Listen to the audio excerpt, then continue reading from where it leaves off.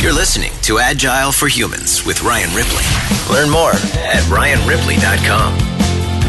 This episode of Agile for Humans is brought to you by Agile plus DevOps East 2018. They bring together practitioners seeking to accelerate the delivery of reliable, secure software applications. Learn from industry experts how your organization can leverage Agile and DevOps concepts to improve deployment frequency and time to market, reduce lead time, and more successful, deliverable, stable features. Choose from over 100 learning and networking opportunities this November 4th through the 9th in Orlando, Florida, to improve your Agile skills in hot areas such as Agile and Lean development, scaled Agile development, leadership, digital transformation, and more. Agile for Humans listeners, use the code AgileDev to receive $400 off your conference registration. Visit well.tc/Agile for more information. Warning, this show will challenge you to engage your brain. We might even provoke thoughts that change the way you work. Don't panic. Inspect, adapt, deliver. You're listening to Agile for Humans with Ryan Ripley. Learn more at ryanripley.com.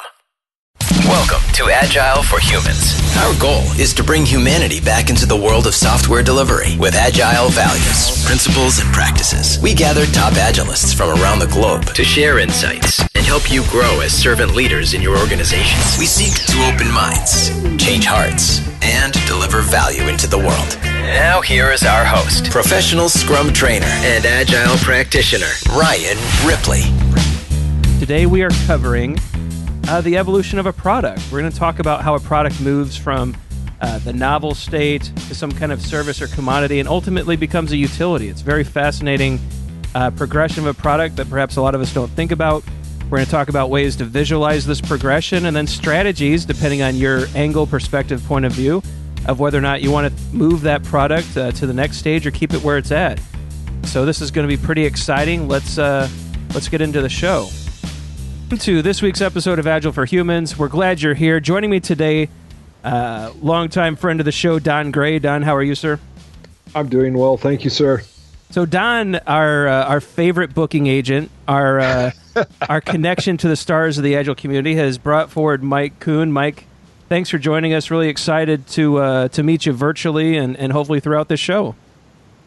Thanks. Glad to meet you guys too.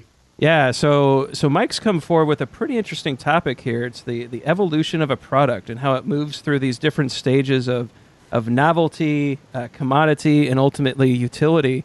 And visualizing that progression, it stems from, I think, a lot of observations from Agile 2018. There's been some blog posts written about this that we're going to get into. But yeah, really kind of fascinating topic. It's something that I certainly have not put a lot of thought into.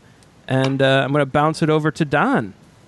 Joe Perold, who is a member who's been on the show a few times, podcast, sent me a link to Simon Wardley's Crossing the River by Feeling the Stones. This would have probably been about 2 months ago or so, well prior to 2008, Agile 2018.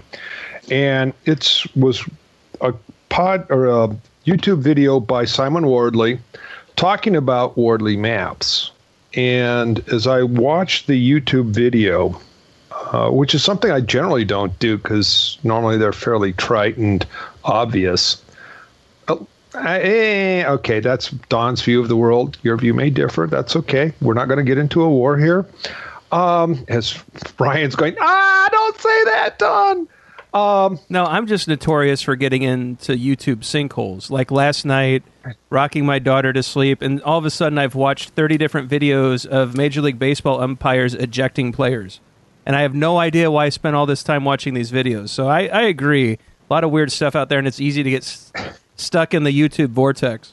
It is. It's a vortex. It's a hole. It will suck you down. But here's the thing about Wardley and his conversation. It's about understanding something over time. And we tend to exist here and now. All of our education largely goes to, here's the problem, solve it now, in this case, at this time. And it doesn't consider how this problem might shift over time. In systems thinking, we have various archetypes, the most common of which I think is fixes that fail, mainly because they don't understand that any solution now will degrade over time because the context shifts. And as I was watching the YouTube video with Simon Wardley, it was like, oh, wait, he starts with something and it shifts over time. And not only does something shift over time, a product, it goes from genesis, hey, this is new and novel, to how do you deal with this? If you're dealing with software, how should you approach a product that is absolutely new and different? It's never been tried in the market before. How should you develop that software? And then as you get into a product where it's customized, it exists, but you have to customize it for this client. You have to customize it for that client. How does that shift your development if you're doing software? And then eventually, if it shifts into the utility or commodity space, how should you be focusing on developing it there? Should you still be using the same software development techniques as it shifts through the lifespan of a product? And it's like, whoa, this is cool. I've never seen this before. Nobody's talked about this. This is wonderful. And let me rephrase that. I've not heard people talk about it before. Other people may have talked about it. I haven't heard about it. I've only been around for 34 years in the business. I still have things to learn, and that's why I'm really excited about tonight. So I was at Agile 2018, and this was Sunday prior to the startup, and I was chatting with a gentleman from the Netherlands. He goes, oh, yeah, there was this cool thing on simple Wardley Maps. Mike Coon presented it. I'm going, Mike Coon. Don't know him. Never heard of him. Let's find him. And I did. And here he is. So he's used these things before. And I'm too old to make all of the mistakes in the world. I'm too old to know everything in the world. I have to find people who know things that I can learn from and have made mistakes that I don't have to make. And so this is sort of why I was hoping to get us together tonight and say, hey, Mike, how have you used Wardley Maps, and what resources are available for people to go and learn more about this? But let's start with, in your experience, how have you used Wardley Maps to work with executives and managers? And this is one of the things I'm really excited about, is because so much of software development now is like, developers, teams, good. But they don't talk about the managers and the executives who steer and provide for the development teams. Great. So I'm glad you brought it back around to that, because this is much more for me about the maps than about progression of a product, for instance. So I go through this little spiel where I talk about progression of a product to understand how the maps can be very valuable. And Simon uses software development as his example, and talks about things moving from new and novel through to being a utility. And he's got a really great presentation, another YouTube video that you can get sucked into for 30 or 40 minutes, where he talks about choosing the methodology depending on where you are in the life cycle. So if you're creating a new differentiator that is highly visible to the user and is inventive, or brand new stuff, then obviously you'd want to use really agile techniques, do iterations very quickly, get that in front of users and start learning as quickly as possible. You want to keep the IP in-house.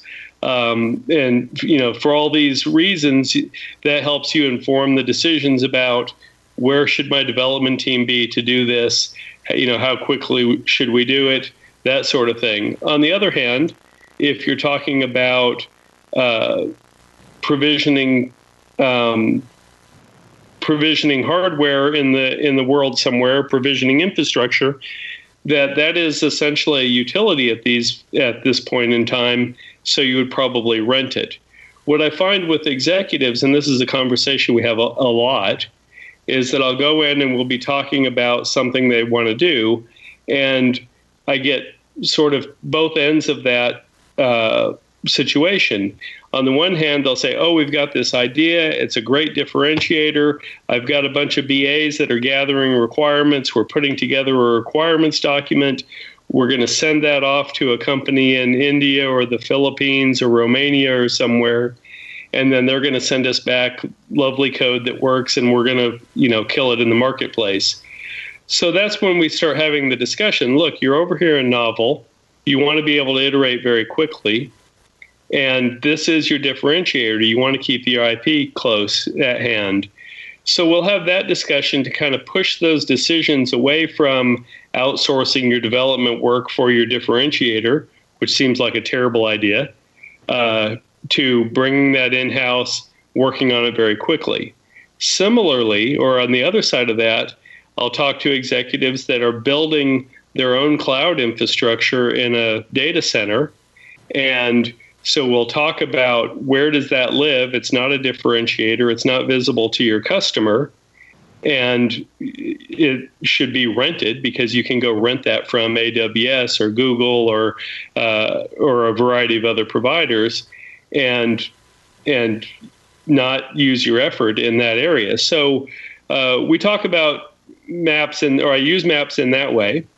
And then what I've been talking about a lot recently is there's more than one way to use these maps. And Simon might be horrified at the way that I have bastardized his maps, because I almost use them as just a sketching tool on a whiteboard in order to facilitate a conversation.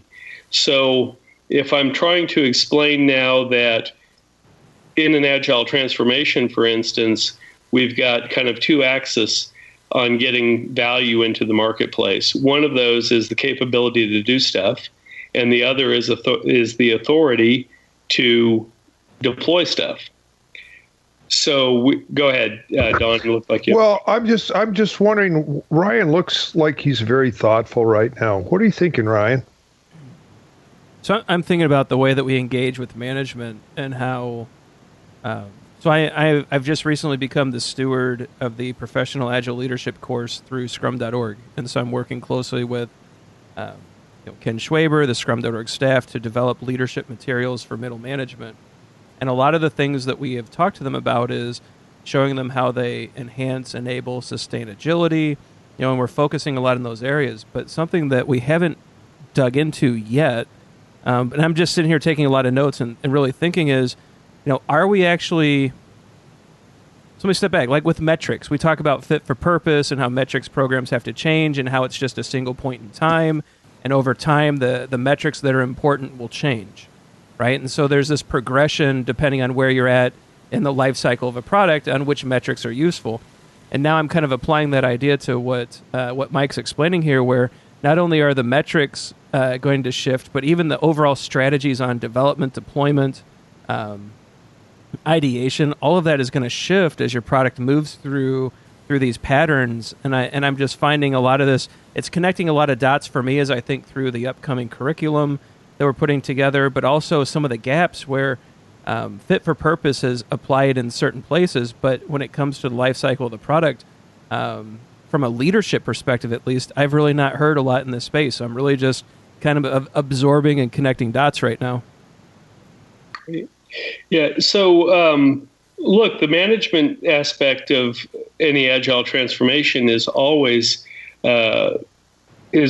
problematic, right? So frequently we go in and we tell managers that have been successful for 20 or 30 or 40 years, oh, so I know you've been successful and you've risen in the company and now you're a VP and you've delivered and everything has been great. All that's wrong. What you should be doing instead is something different. And, it's not a great messaging strategy. So, well, and to add to that frustration, Mike, most of the people who are delivering that message have never actually sat in the seat. Well, and so, I mean, I have sat in those middle management and upper management seats before shifting over to becoming a professional Scrum trainer. And so I sense the frustration when leadership starts getting these messages from Agile coaches who have never even managed people before. And I agree. This is a problem in our industry where a lot of assumptions, a lot of presumptions, and honestly, a lot of disrespect towards people in management roles who, as you said, they've been successful, they have delivered, they've learned a lot along the way. I think they deserve better. Yeah, I agree. And the interesting thing is that they do deserve better, and they still have to change, but we haven't been very vocal about what they need to change to. So one of the things that I talk about quite a lot is we want to increase autonomy. We want to increase empowerment and capability on our teams. And what does that require from management? So I'm going to get back to maps in a minute, but we'll have conversations where we're doing status updates on transformation activities, for instance. And I don't know if you guys have been involved in enterprise transformations, but this is sort of a typical sort of thing. And I had one last month. We're talking to a couple of VP level guys on this transformation. And as I told them, I said, so the status is great, but I want to change that around, and I want to start talking about what have you done to increase autonomy for your teams? What have you done to push decision-making down to where the knowledge is? What have you done to increase vision in the vision down into the organization so people have the big picture and can make better decisions for themselves? So the other part of that conversation, part of what we're doing there, is working with HR to talk about job descriptions and success factors for those managers. And we can describe servant leadership behaviors. We can describe outcomes that are empowered teams and enabled teams and autonomous teams. And now if managers are evaluated on those criteria, rather than the criteria that they've traditionally been evaluated on, we can get some alignment with, hey, we're trying to become more agile, and guess what? My bonus is not now at odds with our agile transformation goals. So, Don, you look like you have something to say. Absolutely, because systems are fractal. So when you're in a development organization developing software, you inherit the characteristics of the system above you. Which would be the managers, and they inherit the characteristics of the system above them, which are the VPs, the C-level, and whatnot. So until we align everything to, and I'm not going to say agile, I'm going to say to a different way of developing software that is better suited for users, better suited for the developers, and better suited for the companies. We have to include all three of those. If you leave any one of those out, you don't have the whole pie. The system includes everything, and you have to shift everything in gently and in the same direction. So absolutely, I agree. So Mike, can I ask you a question though? Sure. So when you're working with these management levels and you start talking about the behaviors, the measures of servant leadership, and how those will be the new, that'll be the new collaboration with HR to talk about performance and things like that. What are some examples that because I'm certain that management will turn to you and say, well, Mike, what am I going to be measured on now? Like, what does success look like? How do you frame that, especially around servant leadership for them? Yeah. So one thing, I never say servant leadership to a manager. Right. So, I didn't spend the last 30 years climbing the corporate ladder to be a servant. Even if they don't say that or don't feel that they think that, it's in a lot of ways sort of ingrained. But it's a great question. What are you measuring on instead? So we start talking about the outcomes that indicate successful teams and successful organizations. In most organizations today, or in most job descriptions and success factors, I'm not evaluated on whether or not I've got cross-functionality on my teams. So I could be and I've run into several managers that are in this situation. I can have been managing the same team for 5 years with the same set of folks and still be one deep in every position and be considered a successful manager. Well, if we're trying to be more resilient and more performant, there's a lot of research that says we should be cross-skilled, right?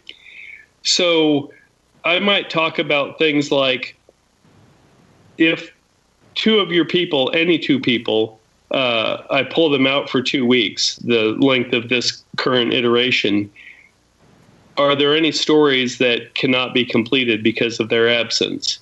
Well, the answer needs to be no. Maybe we're going to go slower because we've got less folks, but we should still be able to complete any story in our iteration or in our backlog. And that takes some time to build, but it becomes a goal. So I may say that, you're going to be measured on your team's cross-training in this way. If I come in and pull 2 people out, they've got to still be able to continue working. That's a really fascinating measure, because what I've seen a lot during transformations is that initially teams will get set up, and if there's 9 people on a team, there's 9 stories in flight, and they all go off to their corners and they're working on their own individual. It's a golf team instead of a basketball team, right? They're all playing their own ball. They're all hitting their own putts. At the end, they add up the scores, and hopefully it all integrates and comes together, and they've got the low score and they win. If they're playing the game of software delivery like that, there's no cross-training. Right? There's no collaboration. There's no pair programming. There's no mob programming. There's no skill transfer. And so now the manager is incentivized to encourage, enable, empower, and grow teamwork. Absolutely. And now you can start doing things that Woody Zuhl, I'm a big fan of mob programming, but things that Woody Zuhl and Llewellyn Falco and others are promoting, things like daily learning hours, so that you've got a team that's learning refactoring patterns, for instance, learning how to really understand their code and work together. So, but those things need to be incentivized, because if they're not, if the manager is evaluated just on the delivery of the thing, then they're going to be concerned with the delivery of the thing. So we want to move that around and evaluate managers on the delivery of a highly capable team, of a highly resilient team.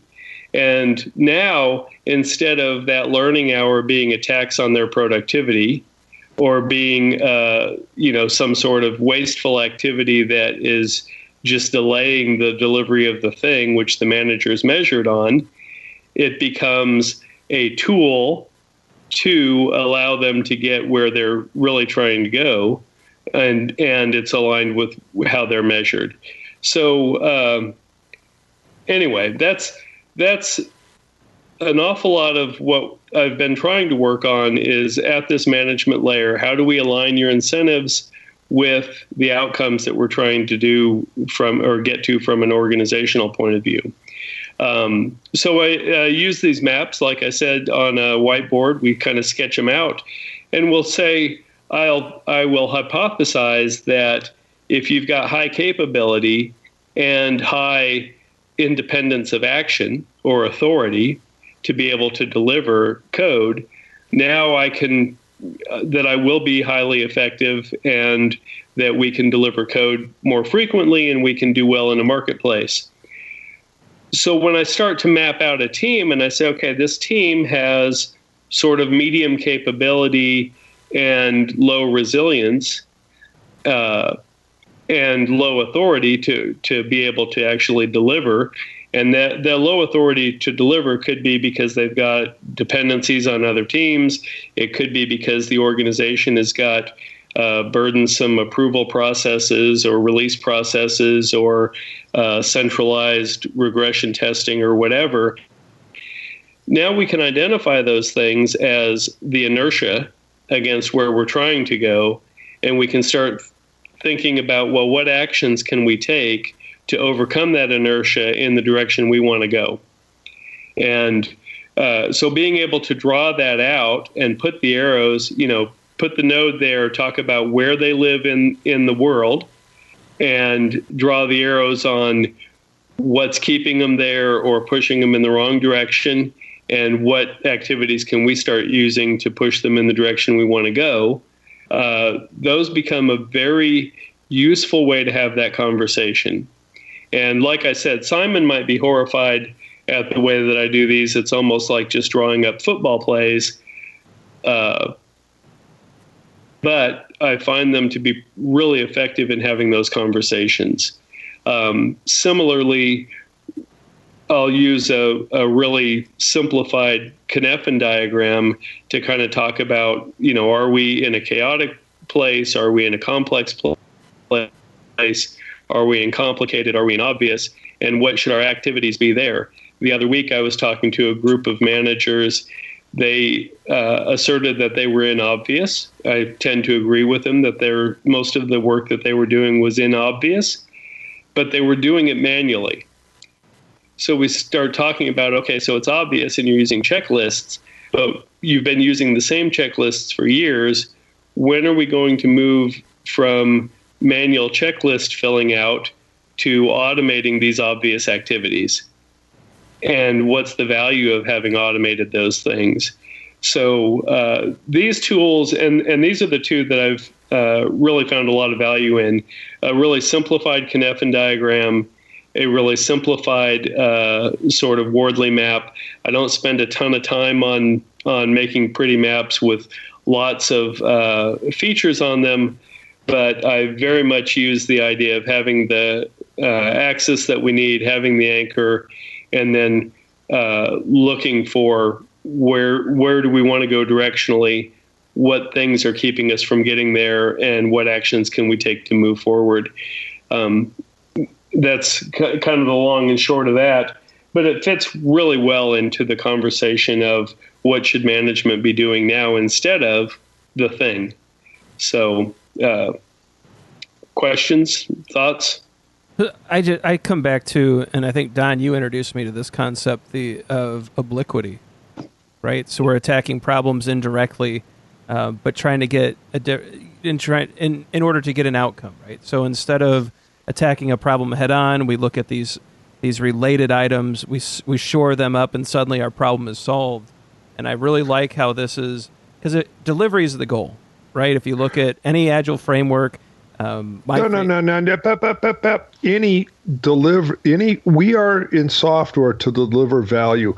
I don't care. You said Agile. It's not about necessarily Agile. It's about delivering user value.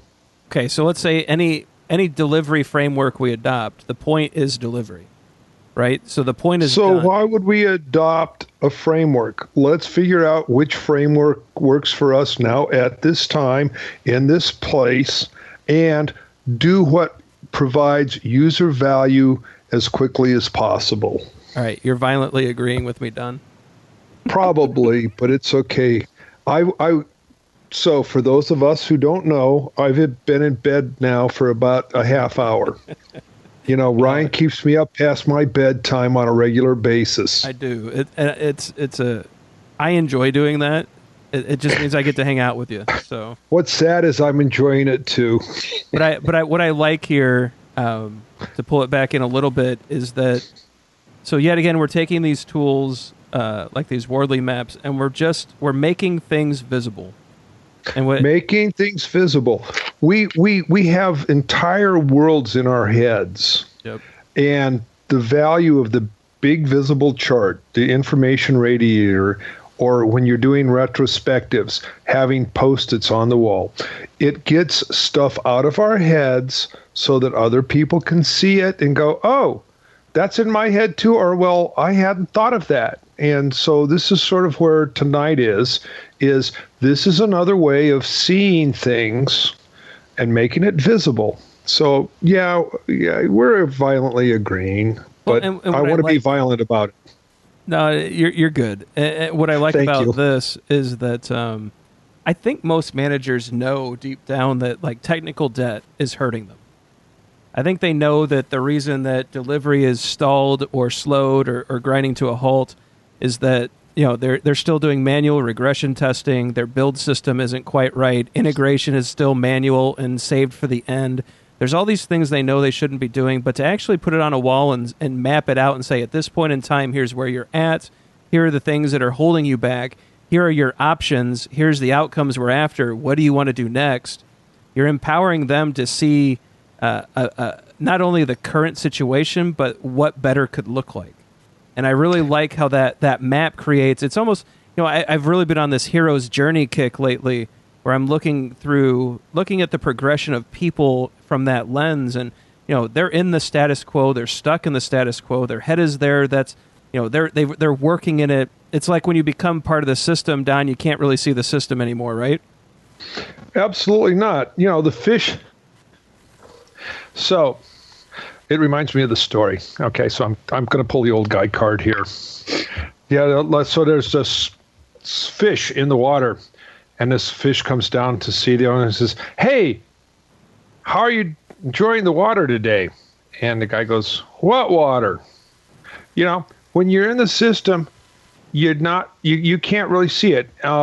And so I'm not going to throw the obvious trump card of going, and that's why you need an external coach. Not going to go there. But I'm glad you were able to avoid that. Yeah, thank you, Mike. I appreciate your appreciation. So it's hard to see the system, but we've been doing this, and this is part of my hopefully graceful exit from the domain. Is there's a lot of stuff that's going on today that I saw in 84, 85 when I first came into the business. The domain has changed. The problems we are solving are infinitely more complex. The tools we are using are, light years ahead of what we were doing in 84. You know, Fortran 4, I got paid to write Fortran 4. Actually, I was debugging Fortran 4. I got paid to write Fortran 77.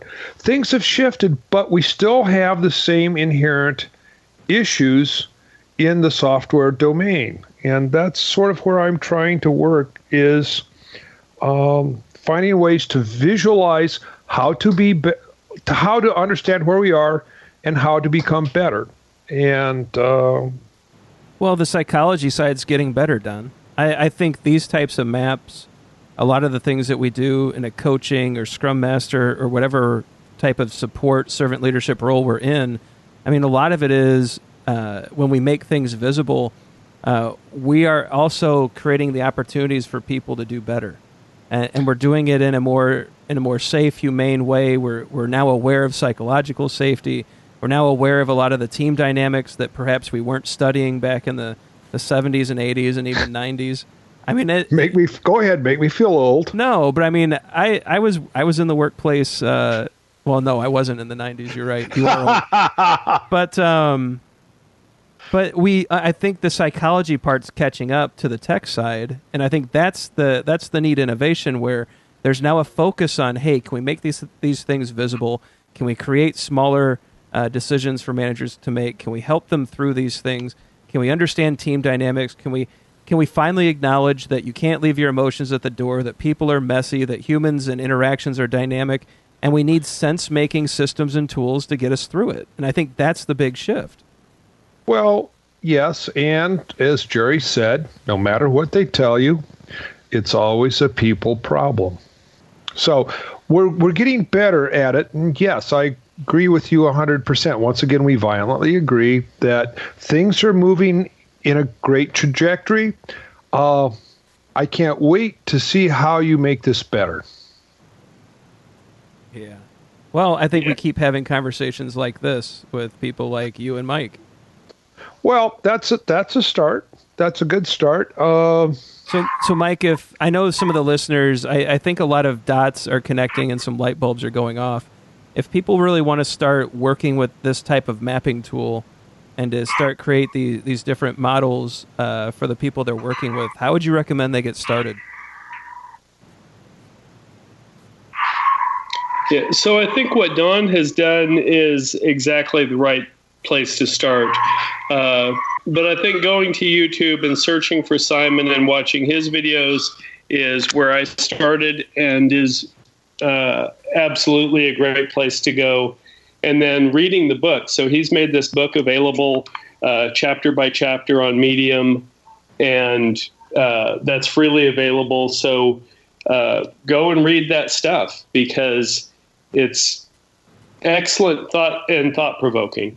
The idea of how software products move from novel to utility is new, and it's widely applicable to pretty much every kind of product. And then just the idea of understanding where you are and what the inertia is for that's keeping you there or pushing you in the wrong direction, and how you can start taking activities or making actions to go in the direction you want is hugely beneficial when you start talking to folks about helping them be better. So it's not just, these other companies have done this thing and they're awesome, so we should do this thing and we'll automatically be awesome as well. We've got to talk about things that are very context specific. Don mentioned earlier, going from Agile to Lean. I think in Simon's talk, he talks about, going from Agile to Lean to even Six Sigma sorts of techniques, depending on where you are in that product evolution and where you are as a provider. So if you are Amazon Web Services, it's a very different world than if you are Facebook trying to roll out new features all the time. And how you want to work is going to be different. So it's not a one-size-fits-all. And that's one of the things that as an industry, I think we've got to recognize is it's not one-size-fits-all. You can't roll in with a framework and say, okay, we're going to do this across the board through an organization. You've got to understand the context both of the organization and of each department within that organization. So I like it. I'm excited to check out Simon's materials. I'm going to definitely watch the YouTube videos. We'll get links to the show notes in there as well, also to the book on Medium. I think this could be a really cool sense-making tool. And Mike, I just want to thank you for helping us get some introductory knowledge to it. Don, thank you as always for making the connection. We're coming up on our time box, though, if you can believe it or not. We've been going at this for almost 45 minutes now. And so at this point of the show, Mike, I know you're new to this, but what we allow our guests to do at the end is discuss anything they have coming up, how the listeners can reach out and learn more about you. So a Twitter handle, a website, anything like that would be valuable. Don's usually got something he's selling out of the trunk of his car, so we let him talk about that. But Mike... the floor is yours. What would you like the listeners to know, and how can they continue the conversation with you? Great. So I don't actually have anything to sell except for my dangerous in-person advice, which I'm happy to sell at high rates. And my Twitter handle is at MikeOnITStuff, all one word, which has also got links to my blog, which is infrequently updated. Very infrequently updated. But most of my activity these days is on Twitter. That's very much thanks to Woody Zuhl. I talked to him a couple years ago when we started talking about mob programming, and he said, oh, man, you got to be on Twitter. I think I had like 4 followers at that time. So I've been on Twitter now for the last couple of years, and that's where most of my activity happens. Great. Thanks, Mike. Don, what do you have going on? What are you selling? What are some of the workshops? How can people reach out? Do you still have the tin can and the string, or have you upgraded? Oh, I'm so far into the hollers of Haywood County in North Carolina, you can't even find me. And if you can, well, never mind, because you can't. Anyway, so Problem-Solving Leadership with Esther Derby will be in a week, so by the time you get this up, it won't be there. We're going to have, it looks like, spoiler alert, we don't have final reservations yet, but we could be doing a Coaching Beyond the Team in San Diego in late January. So those people out there who know Zach Bonacker, contact Zach. He's got more information. And the thing that's totally new and different is, because one size does not fit all, you should use the GROWS method. The GROWS method was talked about here with Jared and Andy Hunt about 2 years ago. Yeah. And we will be, not Jared, but Andy, Tony Brill, and I will be at All Things Open in Raleigh, October 21, 22, I think. So the GROWS method will be alive and well. Yeah, and you mentioned Jerry Weinberg earlier, a quote of his, and I know he was a very good friend of yours, and I just wanted to say sorry to hear about his passing. A